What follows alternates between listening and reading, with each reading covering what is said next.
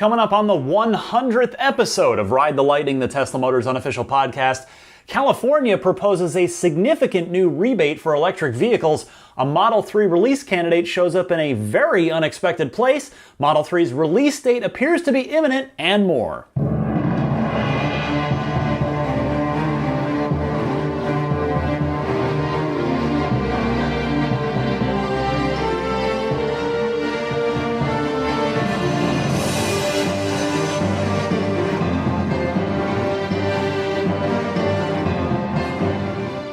Welcome to episode 100 of Ride the Lightning, the Tesla Motors unofficial podcast for 4th of July weekend for the United States. It's July 2nd, 2017. I'm Ryan McCaffrey. Thank you all so much for joining me. First of all, I cannot believe that it's already been 100 episodes. I am proud to say that I've only missed 1 week that entire time, and it was by design. It was a planned week off over the end of year holidays, the first year I started doing the show, in holiday 2015. So very proud of the consistency there. I know people appreciate that, and I know I do, like when I'm listening to something, when there's something I enjoy. So I just want to say thank you all so much for your continued support, whether it's been on Patreon, on the Ride the Lightning hotline with your calls, your emails, your tweets, etc. I just cannot thank you all enough. When I started this less than 2 years ago, just slightly under 2 years ago, I really was not, I had some goals in mind, put it that way, as far as people, number of listeners, and I've vastly exceeded it, to put it mildly. So I just thank you all so much for your support and for, again, I say this a lot, but I do mean it, for trusting me with, upwards of about an hour per week or so. Might not be quite that much this week because it's a little bit of a slow week. I was thinking about that this week. I was like, it's kind of a shame that for the 100th episode, it's the slowest news week it's been in a little while. But hey, what can you do, right? You take the busy weeks and you take the not so busy weeks, and you just be efficient with time and disseminate the information and try to have a good show. So again, thank you all so much. Really appreciate your support over these not quite 2 years and just 100 episodes. Whether you've been with me for one episode or 100 of them, I sincerely appreciate it. I want to tell you a story as well, but I'm going to save it for the end of the show because I know people tune in for Tesla news. I can save the anecdotes for the end. In this case, it's a good anecdote, and I'll just tease you with this. It involves there currently being a bright red Tesla Roadster in my garage that I have. That's been the way I've been able to celebrate episode 100. So I'm going to tell you about that after the Ride the Lightning hotline later on. But first, let me get to the week's Tesla news.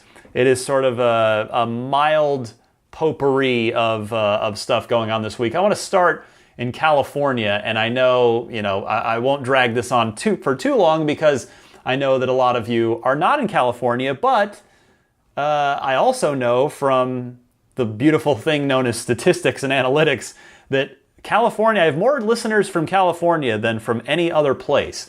So let's talk about California. This story comes via Bloomberg. California is proposing a fairly substantial revamp of its state rebate program for electric vehicles.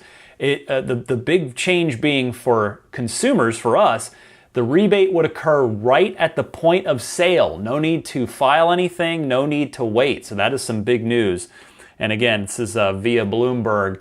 They say the bill, which State Assembly member Phil Ting promoted at an event earlier this week here in San Francisco, would look to replace the existing state program and eliminate the need for buyers to file tax rebates with the state.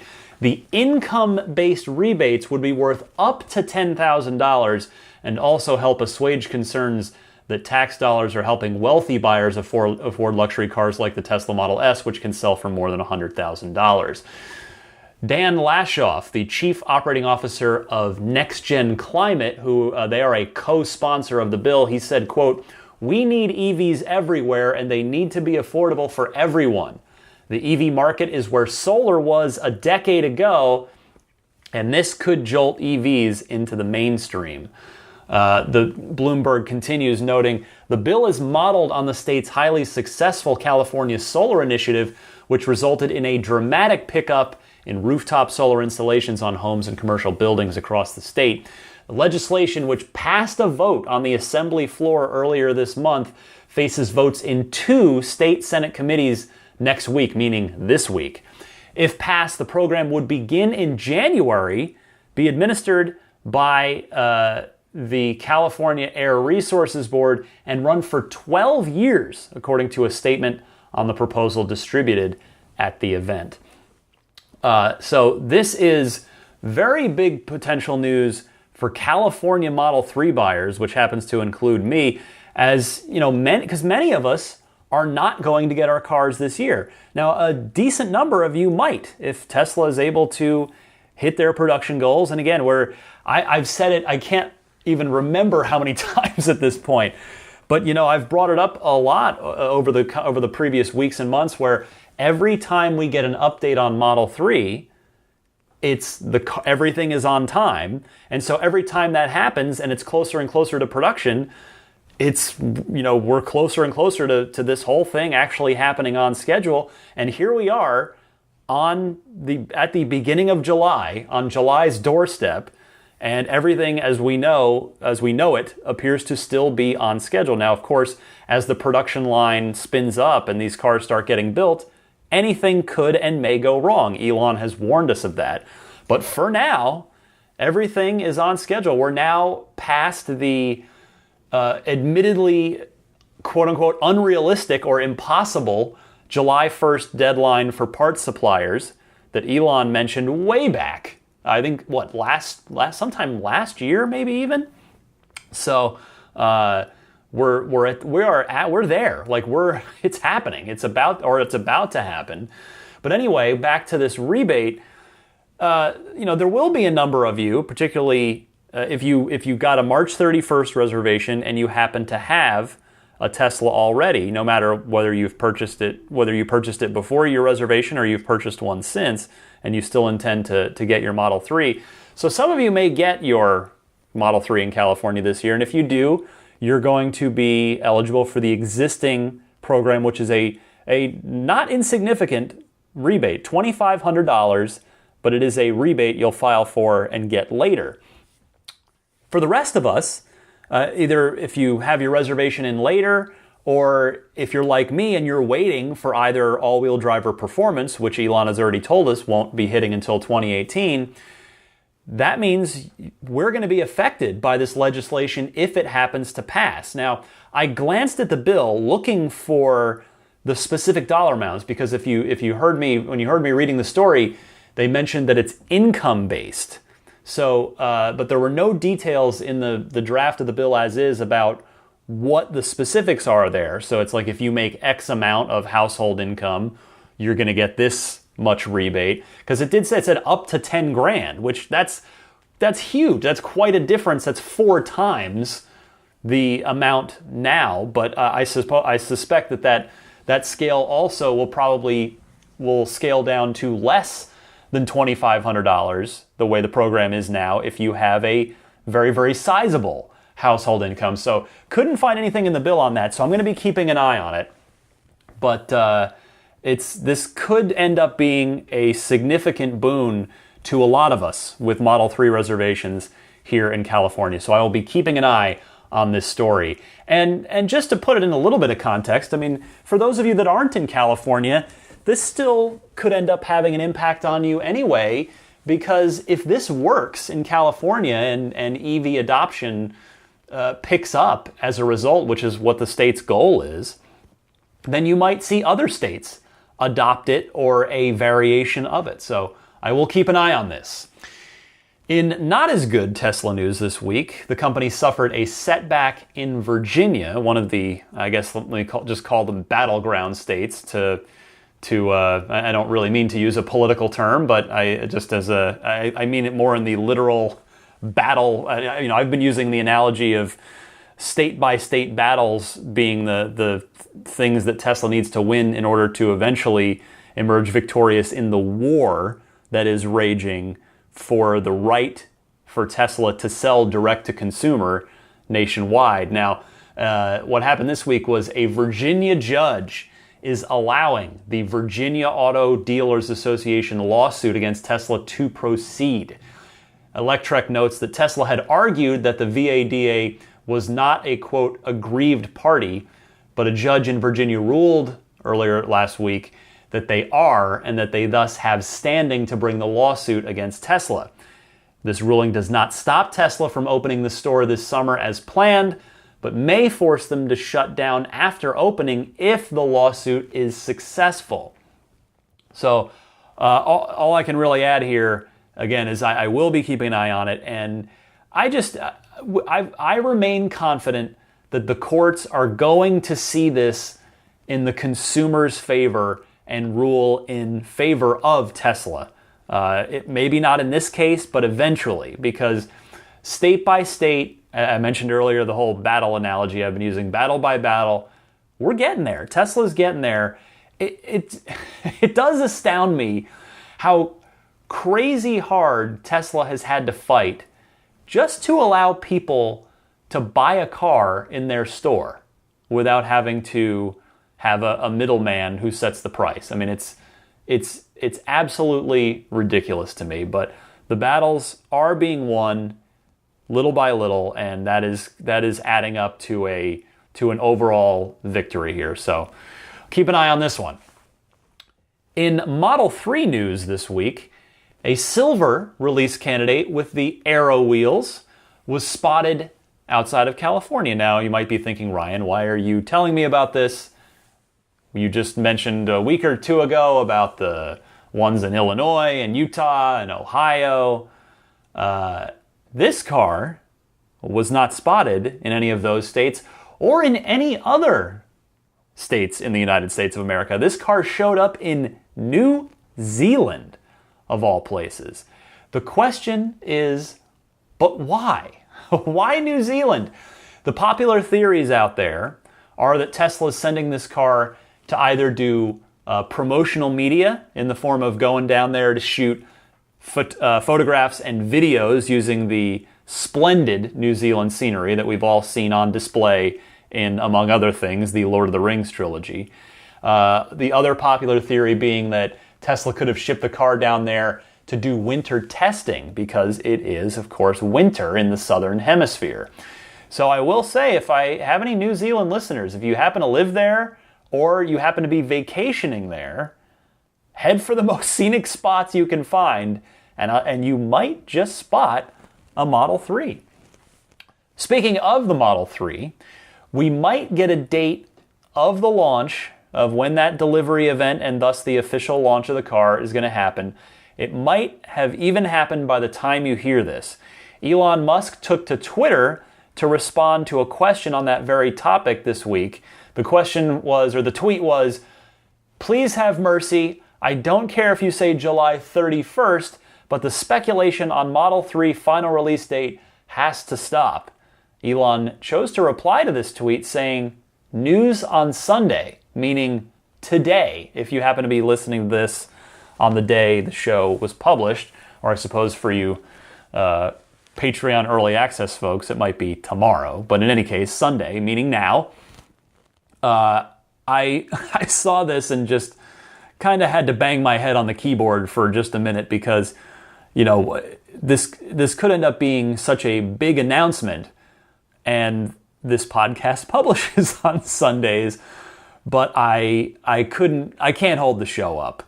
That's, you know, I take a lot of, I think it's very important for the show to come out at the same time on the same day every week. So I'm putting it out without the information, and so sadly it looks like I'll have just missed this. But and here's the other thing is, we've seen Elon do stuff like this before, where he said, "Oh, I'm gonna do this on this day." Like I remember the master plan part 2. He had said, "Oh, I'll look for that this weekend," and then that weekend came and went and nothing happened because he was busy with something else. So certainly didn't want to hold the show up for something that could end up being pushed back. In any case, I do think that it's going to be nothing more than the date of the delivery event. And not to trivialize it, but I've already seen some threads of people saying, "Oh, what other news is he going to drop? It's like, no, just we got to temper our expectations here." The tweet he replied to was in reference to the car's release date, that July reveal event, that delivery event. And so I think that's exactly what we're going to get. Remember, Twitter's only 140 characters, so there's only so much Elon will be able to say on Twitter. I think it will be in regards to what day in July that delivery event is going to occur. I intend to be there. I believe I will be able to gain access to the event. So I look very, very forward to reporting from there. My expectation of the event is that they will have at least one that you can sit in and photograph and touch. That's how it went with the Model X delivery event back in September of 2015. It was Elon's car that was accessible. Of course, there was a huge mob around it the entire time. I did finally, after waiting a little bit, get to sit in it for 30 seconds and take a few pictures. But it will. But I suspect my hope. I guess my expectation is that there'll be at least one that's not roped off, that's accessible. But my hope is that they're going to have one in every color and every configuration, that they'll have 5, 6, 7, 8 cars on display that attendees can look at, can photograph, can touch, can sit in, can play around with. Not drive, but at least, poke around the screen, the interface. So that is my hope for the Model 3 delivery event. We've already been trained to expect late July, so I do still think it's probably going to be sometime in that last week of July. Could it be July 31st, a Monday? It may very well be, but maybe like a Thursday, the 27th could be a likely scenario. Who knows? We should find out, again, by the time you hear this rather. So once it happens, like I said, I will be making arrangements to go, and that's going to be a fun episode. That's because probably just a quick aside here. I think the episode of this out of 100 episodes, the one I'm most proud of is episode 35, which is the one I did right after the Model 3 reveal event. It was like almost 2 hours long.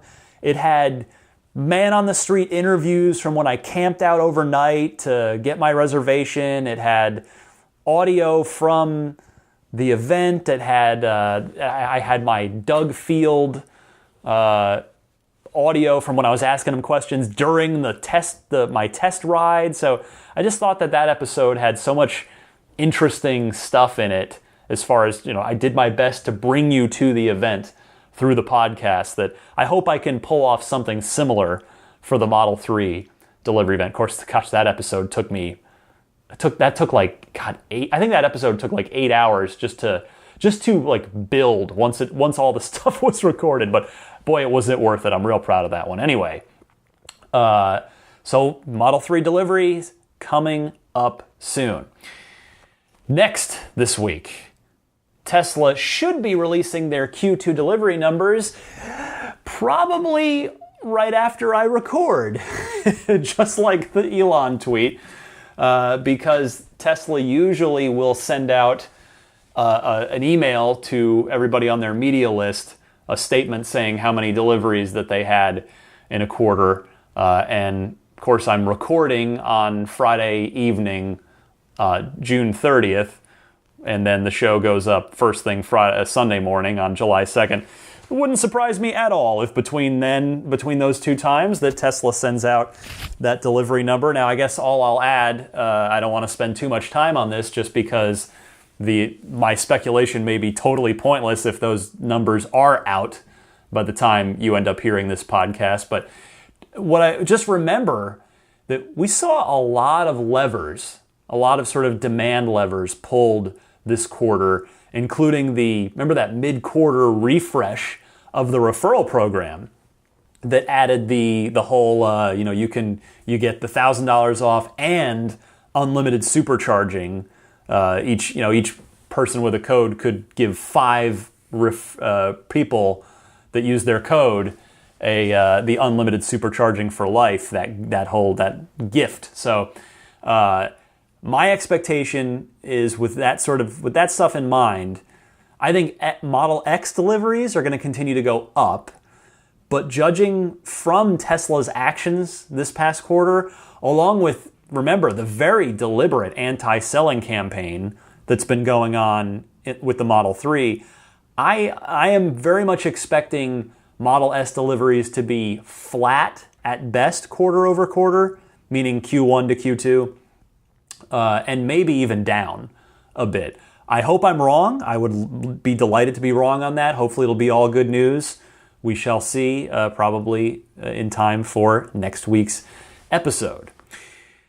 A side note, before I move on to the Ride the Lightning hotline this week, Tesla notes via Electrek, Tesla pushed out the long-awaited Linux kernel update, which is basically a behind-the-scenes thing right now, but it lays the groundwork for more user-facing improvements. Electrek noting, sources told Electrek that the latest 8.1 update to the car's firmware upgraded the Linux kernel from version 2.6.36 to version 4.4.35. Interestingly, the upgrade was only pushed to the center information display, not the instrument cluster. So, but that's where it's needed, that's where it's needed most, at least, is on the center screen. I do hope that once they push out the web browser update that needed this kernel update first, I hope the web browser in the car becomes desirable to use, because as I've mentioned, I don't want to belabor the point, but ask any Model S owner or anybody that's spent time in a Model or S or X, and that web browser is not useful. It is just way too slow. So the nice thing is, if Tesla does improve it to the point where it's something you'd actually want to use, that us future Model 3 owners will benefit from that when we get our cars too. So you S and X owners will have suffered for months and years with a useless browser. You'll have suffered for the rest of our behalves, on the behalf of the rest of us, for that one. So we'll be keeping an eye out. As soon as that web browser update does go live, I'm going to definitely be soliciting your opinions in the Ride the Lightning hotline. Those of you who are Model S or Model X owners, I'll want to hear your thoughts on that browser upgrade. All right, that does it for the news this week. I'm going to come right back. We've got 5 fantastic calls in the Ride the Lightning hotline from you guys right after this, the final part of the ad series from my friend Joe Edgel. And Joe was kind enough to send in a special ad this week. So here's 30 seconds from Joe, and then be right back with the Ride the Lightning hotline.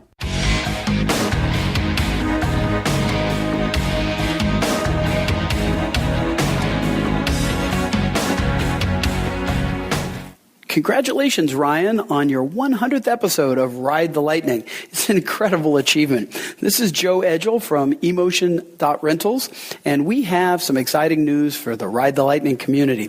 We're adding a Tesla Roadster in honor of your 100th episode. So next time they're in the Washington, D.C. or Baltimore areas, they can rent a Model S, X, or now a Tesla Roadster. Check us out at emotion.rentals. That's EMOTION.rentals. Joe, thank you so much for that well wish on episode 100. I appreciate you supporting the show over the last quarter. Thank you so much for that. And now we move to the Ride the Lightning hotline, where, of course, if you've got a question, comment, discussion topic for the podcast, I highly encourage you to call in anytime on the toll-free number. All you got to do is leave a message. That number is 1-888-989-8752. That's 1-888-989-TSLA. You can also record a question on your smartphone and just email me the file. The email address is teslapodcast@gmail.com. But if you're using the hotline, I remind you that if you know someone special with an upcoming birthday, anniversary, graduation, or some other special occasion, you can give them a unique gift of recorded voices from friends and family telling them why they're special. The recordings can be podcasted or put onto a keepsake. Visit lifeonrecord.com to learn more.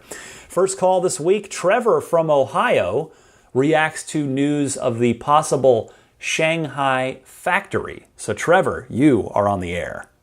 Hi, Ryan. This is Trevor from Ohio. I was just listening to episode 99, and we were talking a bit about the potential new Model 3 factory, I believe it is, in China, and the potential news of it being in Shanghai.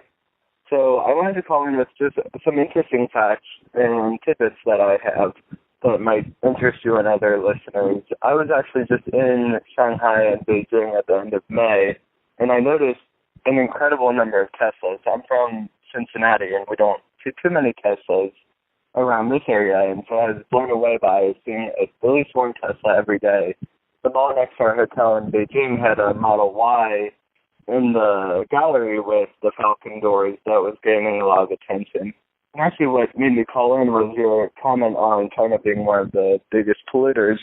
So I'm not sure if you're aware, but China has a policy in some of the bigger cities that the way that they look to reduce both congestion and pollution from vehicles is by mandating each license plate ending a specific number can't drive on 2 days of the week. So, for example, license plate ending in 1 can't drive on Mondays or Thursdays. However, when I was there, I was inquiring with a friend there, and they had said if you have an electric vehicle, including a Tesla, you're exempted from this rule.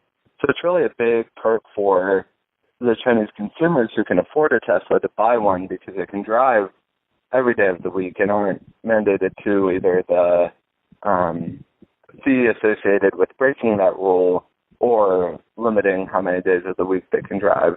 So just wanted to let you know kind of what on the ground looks like in Beijing and Shanghai. Huge fan of the podcast. Keep up with the great work. Thanks. Wow, I learned something new from that call. Thank you, Trevor. So pollution is so bad there. I mean, everybody's heard about the pollution problems in China, but really there are days that people aren't allowed to drive based on, and I guess they're doing it basically hitting everybody randomly based on their license plate. That's crazy. So I tell you, it's great to hear that electric vehicles are exempt from that because they certainly should be. They're not pumping out any emissions.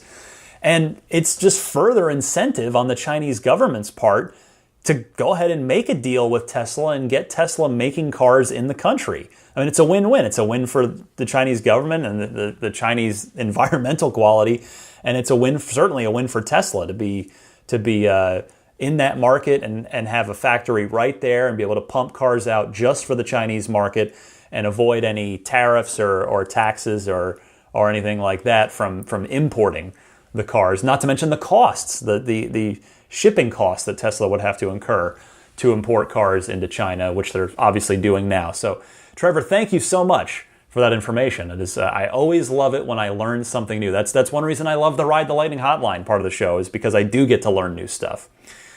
Jay from Australia, responding to a caller last week, you may remember Frank, who was talking about all the power walls you'd need to really be truly sustainable.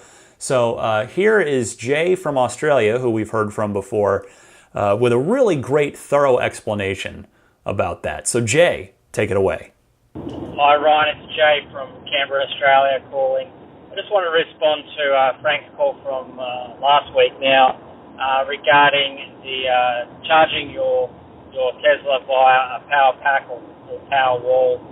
This is actually not a sustainable approach. It takes a lot of resources to do this. It's actually not Elon's approach to put houses off the grid. If you watch the launch video of the power wall, again, you'll notice they talk about the grid is actually the most sustainable thing. So we're talking about the connected load here, not an independent load. So what you don't want is a power pack with 1 to 200 kilowatt hours in your house, because that's a really uneconomical and an unsustainable approach. So we're talking about aggregation of all that storage in a central location. That's the key sustainable approach here. The second one is it's fundamentally inefficient to use a battery to charge a battery. And JB Strobel talks extensively about this multiple times. We're asked about using a power pack or power wall to power your vehicle. It's just not a good approach. There's a 10% loss every time you charge and discharge a battery. So now you're adding two batteries inside of that, you're doubling those inefficiencies. Unfortunately, this view is really, really common. I run into it all the time where people think that Tesla's providing a kind of like an off-the-grid solution, and that's not the approach at all. It's about putting energy into the grid and offsetting that peak usage of the power. The peak power is the really expensive stuff on the grid, and that's what it's trying to minimise that usage. It's not trying to run your cabin in the woods stand alone when you can still charge your vehicle. And lastly, the final thing just to think about is while you might have a 100 kilowatt hour battery in your Model S, most people in most situations aren't using 100 kilowatt hours of energy every day. So the concept of needing to store that amount of energy every day in some type of battery is also not very well sound either. It's just a really big sinkhole of money that's just not going to be really worthwhile for anyone to take. So that's a couple of thoughts there on the rationale. And so it's all very much in line with a sustainable approach, and also Elon's approach from that initial launch video. Thanks very much. Keep up with the work. Bye. Jay, what can I say? You explained that way better than I did. So thank you so much for calling in, and I hope that makes more sense now for Frank and for others. I know it certainly does for me. So excellent stuff from Jay in Australia.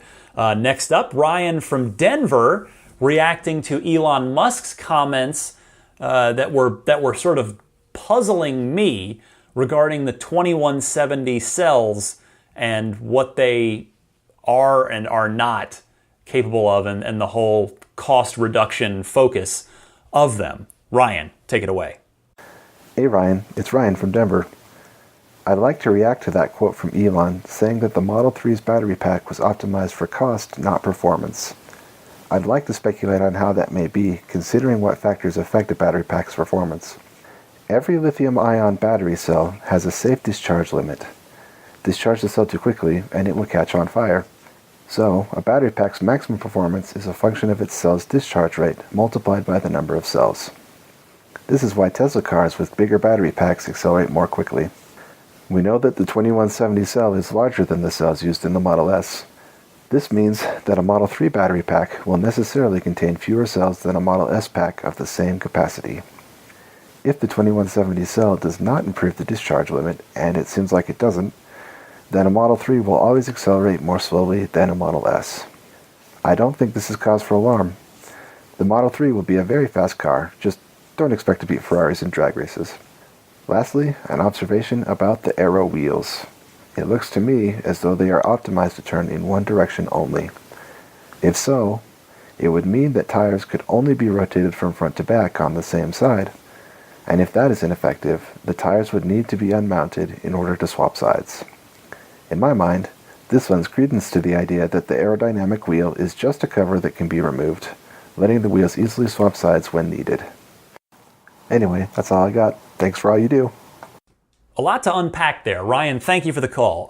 While we're on the wheels topic, by the way, we did learn this week for sure that the Aero wheels are 18-inch wheels. We had suspected as much, but now we know for sure. It's interesting because those wheels, like the turbines, the 19-inch that we've been seeing on a lot of the prototypes as well, these Aero wheels were also found in a 20-inch variation on the Alpha prototype. In this case, those Aero wheels were on the matte black Alpha prototype. Now, I still don't believe that matte black paint is going to make it to production. Not in the efficiency-minded new age of Tesla that's taken over the company since the Model 3 unveiling, and since the pre-orders were so through the roof, and it made Elon and Tesla rethink their entire production strategy. I just don't see that matte paint making it to production, but time will tell on that one. Anyway, back to the wheels. A lot of community speculation is now that the Aero wheels are going to be the standard wheels. I hope not, because they are, I mean, in my opinion, and in the minds of a lot of us diehard Tesla fans online. Now, again, that's a limited sample size. That's the hardcore, the diehards, not necessarily representative of the wider buying public. But the general consensus from fellow enthusiasts like myself online is that they are not particularly attractive. Now, I realize fully wheels are super subjective. They're as subjective, if not more so, than paint color. But it's my opinion that putting those wheels on every Model 3 by default kind of nerfs the good looks of what is otherwise just a gorgeous looking car. Now, yeah, if they're covers, then they're removable, and that's another thing. But if they're all rolling off the lot that way, they're all rolling out of the factory that way, that means a lot of them are going to be on the road looking like that, and that's a little bit of a shame to me. Just again, that's my opinion on it. It's totally subjective because it's a wheel, but that's something we should learn in the next 4 weeks once the delivery event happens. We'll find out what the deal is with the wheel options as far as what's standard, and what we're looking at, what other options we have. Next up, our friend Ramy from the Netherlands. He responds to the comments. I had made comments, and then we heard from JB Straubel last week talking about how Tesla is in negotiations to share the supercharger network with other auto manufacturers. So Ramy has a response to that. I turn it over to you, my friend. Hey Ryan, this is Ramy, your friend from the Netherlands. I wanted to chime in on the sharing of supercharger network with other car manufacturers. I am on the side of thinking that this is actually good for Tesla owners. If Tesla strikes a deal with one of the other big car companies, they are going to have to pay for using the Tesla superchargers, which means that Tesla can expand their supercharger network even faster than they are right now. And this has two pros. One, more superchargers mean more places for Tesla owners to charge their cars. And secondly, Tesla will have a big competitive advantage in the far future because they already are and will stay the biggest electric vehicle charging network in the world, which means that they're going to make a lot of money over a lot of decades to come. I hope to hear your thoughts on this. I listen to your show every week. Thank you. Bye-bye. So real quick, Ramy, can you and I trade places for the summer? Would you be up for that? I hear the birds chirping in the background of your call, and I'm picturing this quintessentially sunny, warm European summer day where it doesn't get dark until 10 o'clock. Meanwhile, here in San Francisco this week, the summer is arguably the worst of the 4 quote-unquote seasons, because we don't really have seasons here. It was foggy and awful all day when I first listened to your call the other day before I recorded tonight. I mean, believe me, there are a lot of great things about San Francisco, believe me, but summers are not among them. Anyway, Ramy, you make excellent points about how sharing the supercharger network could actually help Tesla owners. The problem as I see it, is that it's a very, very fine line to walk for Tesla. Yes, that revenue from sharing the network would allow for faster growth of the network. The trick is for Tesla to keep up. If they lag behind, and the Tesla of today, while rapidly growing, is still very much a lean and mean operation overall as a company, then if they lag behind, that's only going to cause problems for current Tesla owners. That's only going to be a bad thing for existing Tesla owners, obviously in the short term, but in any term, that's a bad thing. So we'll see what happens whenever the day comes where they do decide to share the network, whether that ends up being later this year or maybe not for another few years. All right, last call this week is from George in upstate New York, giving us a boots-on-the-ground view of the Tesla direct sales situation. I talked about Virginia earlier in the show. George reminds us not to forget about New York State as well. There is something on the table there. So I wanted to help spread the word here. George, you're on the air. Hi, Ryan. This is George calling from upstate New York. Calling regarding a comment from last week's show as a follow-up. You had mentioned that there was several states that are dealing with legislation for opening new, sales offices for Tesla, but you didn't actually mention New York State. And right now, there's actually a bill going through the Assembly that would raise the limit, which is currently 5 locations in New York State for Tesla, and it would raise that to 20. And right now, those 5 locations are really focused around the New York City area, which, for a Model 3 reservation holder like me, it's going to make it hard, to get service. I have to drive, 2+ hours to actually get to a service center. So hoping that that passes. There's actually a website that Tesla put together. It's called liftthecapny.com. And on that site, they have a petition going and also the ability to send emails to your local legislators, asking for that bill to be pushed through. So another interesting point about New York State is that we actually have a $2,000 electric vehicle rebate in this state. So for a state that's pushing, to have more EVs on the road, via that rebate, it just seems a little bit counterintuitive to not also allow those to be sold, more readily in the state. So it seems like Tesla's doing all the right things in terms of making their vehicles in the U.S. and trying to, bring more jobs to the U.S. And particularly now New York State. And just hoping that this bill will pass and we'll be able to see more Tesla locations in New York. Thanks for the great work on the show. And that's it. Thanks. George, I am more than happy to pass along that website and that information.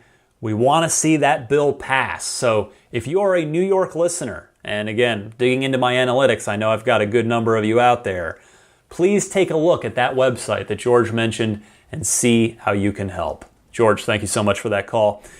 Be right back right after this with the Tesla Roadster story as well as the final housekeeping notes. Be right back after this.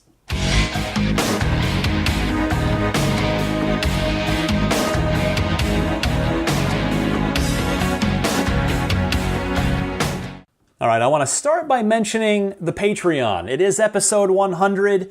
If you've been with me for a while, you really enjoy the show, all I would ask is that you at least take a look at the Patreon page. Maybe you'll consider some support on there. The site is patreon.com. That's Patreon. Patreon.com/Tesla Podcast. Many hours do go into this each week, and I appreciate any consideration you may have on that front.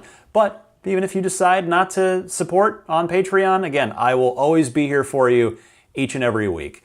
Also, new referral code time. I thank Jeff from California who had donated his last time, and I know a number of you, 5 of you, were able to, we maxed out as far as the free unlimited supercharging for life referrals. Got 5 of those. So that was great to see. I am also, through the generosity of Jeff, I am getting the Model S for kids, which was the thing you get with 1 referral. So that is going to be coming to my daughter from Santa under the Christmas tree this year. I'm going to just stash that away. So that will be a fun one to see the look on her face when she opens that. It'll be like, oh, hey, hon, you got a Tesla before Daddy did. Congratulations. But yeah, thanks to everybody that used Jeff from California's code. Let's keep it rolling with a new person. Gordon from Hawaii was kind enough to offer up his code. So as of recording, I don't know if there are any changes to the referral program here entering the new quarter. I will update that next week. But for now, we know, assume it's still the $1,000 off. That's the main thing, because that's, Tesla had said that's going to be running through the end of the year. So anyway, long story short, if you are purchasing a Model S or Model X, get yourself $1,000 off of it using this code. Punch it into your web browser. It's a short link that'll take you to the design studio with the $1,000 off baked in. So you type in ts.la/Gordon1872. That's GORDON 1872. Or you can give that number to your sales advisor as well if you're working with someone at a Tesla store. Anyway, the Roadster. I teased it at the top. Let me tell you about this thing.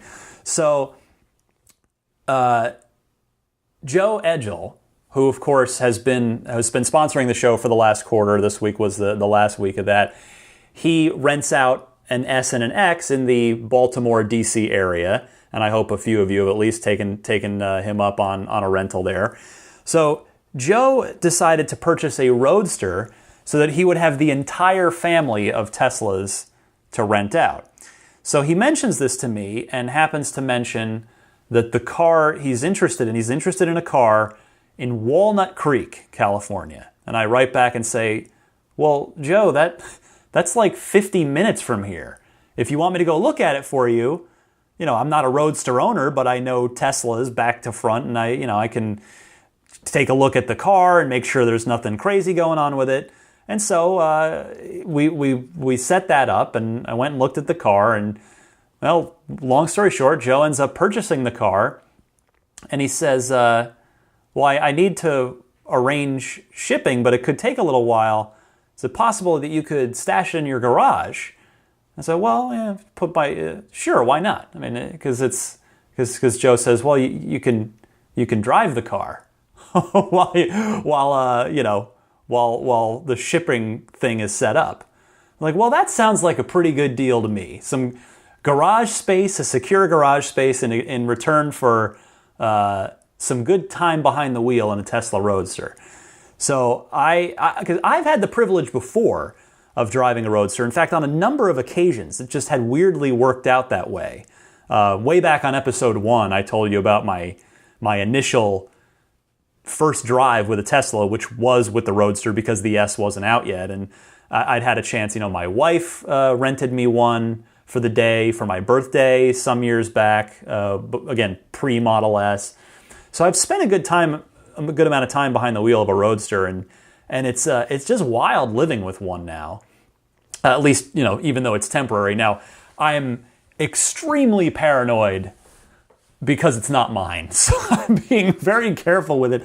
I mean, not that I wouldn't, I'm a person that takes good care of my car, so I'd be taking care of it, just as good a care of it, whether it was mine or not, because that's how I am with cars or with other people's property. But it's been interesting to drive it around because there is a lot about it that actually reminds me of my old DeLorean. I hate to keep, I know some of you probably rolling your eyes that, he always brings it back to DeLorean. It's like, well, I mean, that is my other experience with a unique vehicle in automotive history. But the Roadster, it is a fun treat if you ever get a chance to drive one, because it's, the Model S has actually the insane and ludicrous in any of their variations blow away the Roadster from a 0 to 60 perspective at this point.